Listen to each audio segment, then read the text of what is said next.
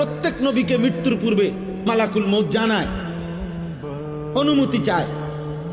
অনুমতি না নিয়ে কোনো নবীর জান কবজ করা হয় নাই।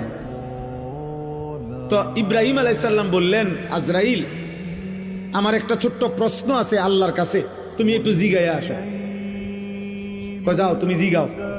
তো আজরাইল মালাকুল মউত বোঝাচ্ছে বলে, তো তুমি গিয়া বলবা আল্লাহর কাছে, আয়াকবিজুল খলিল রুহা খলিলিহি।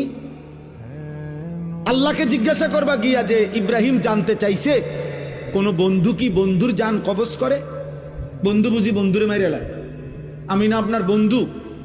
ইব্রাহিম আলাইহিস সালাম কার বন্ধু? কথা বলে না, আল্লাহর বন্ধু কিনা? তো ইব্রাহিম আলাইহিস সালাম বলতেছে, যাও গিয়া জিগাও কি বন্ধু এটা? বন্ধু বন্ধুরে মারতে কয়? বন্ধু বুঝি বন্ধুর জান কবজ করে? সুবহানাল্লাহ। আল্লাহ তাআলা তখন বললেন,